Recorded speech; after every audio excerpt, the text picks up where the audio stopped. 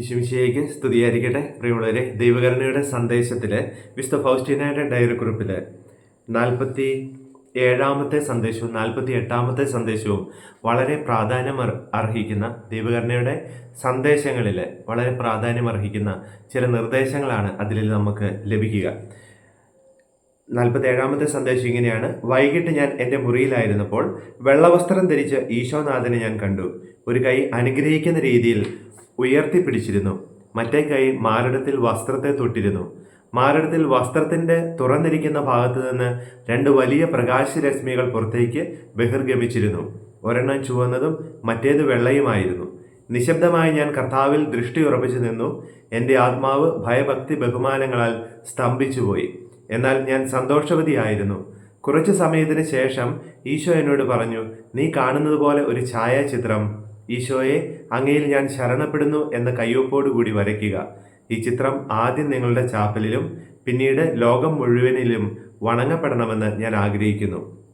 48-ാമത്തെ സന്ദേശവും ചിത്രത്തെക്കുറിച്ചുള്ളതാണ്. ഈ ഛായാചിത്രം വണങ്ങുന്ന ആത്മാവ് ഒരിക്കലും നശിച്ചു പോകുകയില്ലെന്ന് ഞാൻ വാഗ്ദാനം ചെയ്യുന്നു. ഈ ലോക ജീവിതത്തിലും പ്രത്യേകിച്ച് മരണസമയത്തും ആ ആത്മാവിന് ശത്രുക്കളുടെ മേൽ വിജയം നൽകുമെന്നുകൂടി ഞാൻ വാഗ്ദാനം ചെയ്യുന്നു. എൻ്റെ സ്വന്തം മഹത്വമായി ഞാൻ അതിനെ സംരക്ഷിക്കും.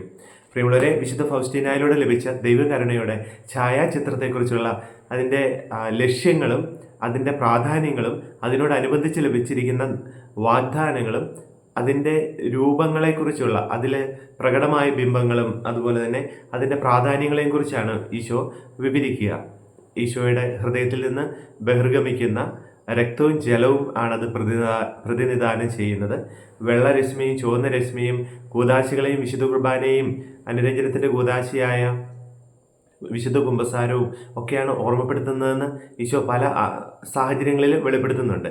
നമുക്ക് നോക്കേണ്ട ഇതാണ്. ഈശോ പറയുകയാണ്, ഈ ചിത്രം വണങ്ങുന്ന ആത്മാവ് ഒരിക്കലും നശിച്ചു പോവുകയില്ല. ഈ ലോകത്ത് വെച്ചും അതുപോലെ തന്നെ മരണസമയത്തും അതിൻ്റെ എല്ലാ ശത്രുക്കളുടെ മേലും അതിന് വിജയം നൽകുമെന്നും ഞാൻ വാഗ്ദാനം ചെയ്യുന്നു. ഇസ്രായേൽ ജനത്തിൻ്റെ വാതിൽപ്പടിയിൽ കുഞ്ഞാടിൻ്റെ രക്തം തളിക്കുവാനും സംഹാര ദൂതൻ കടന്നു പോകുമ്പോൾ ഇസ്രായേൽ മക്കളുടെ കടിഞ്ഞൂൽ പുത്രന്മാരൊക്കെ സംരക്ഷിക്കപ്പെടേണ്ടതിന് വേണ്ടി അത് ചെയ്യാനൊക്കെയായിട്ട് ദൈവം ഓർമ്മിപ്പിക്കുമ്പോൾ അതൊരു അടയാളമായിട്ട് മാറുക.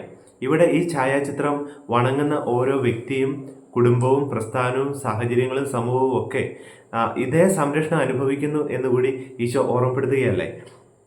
അപ്പോൾ ഒന്ന് ചിന്തിച്ച് നോക്കിയാൽ നമുക്ക് ഉറപ്പുള്ള ചില അടയാളങ്ങൾ തന്നിട്ടുണ്ട്, നമുക്ക് ഉറപ്പുള്ള ചില ആയുധങ്ങൾ തന്നിട്ടുണ്ട്, നമുക്ക് ഉറപ്പുള്ള ചില മാർഗങ്ങൾ ഈശോ തന്നിട്ടുണ്ട്. അതിലൊന്നാണിത്.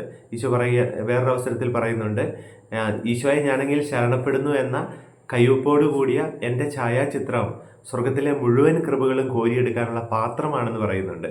ഇത് അനുസരണത്തിൻ്റെ ഒരു നിലപാടാണ്, ഇത് എളിമയുടെ ഒരു നിലപാടാണ്, ഇത് തുറവിയുടെ ഒരു നിലപാടാണ്.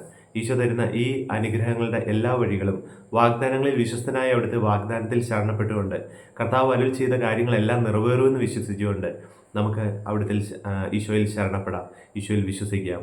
നമ്മൾ ഭാഗ്യവാന്മാരുടെയും ഭാഗ്യവതികളുടെയും ഗണങ്ങളിൽ പെടട്ടെ എന്ന് നമുക്ക് പരസ്പരം പ്രാർത്ഥിക്കുകയും ചെയ്യാം. ഈശോയെ, ഞങ്ങൾ അങ്ങയിൽ ശരണപ്പെടുന്നു. നമ്മുടെ കർത്താവായ ഈശോ മിശിഹായുടെ കൃപയും പിതാവായ ദൈവത്തിൻ്റെ സ്നേഹവും പരിശുദ്ധാത്മാവിൻ്റെ സഹവാസവും നാം എല്ലാവരോടും കൂടെ ഉണ്ടായിരിക്കട്ടെ, ഇപ്പോഴും എപ്പോഴും എന്നേക്കും.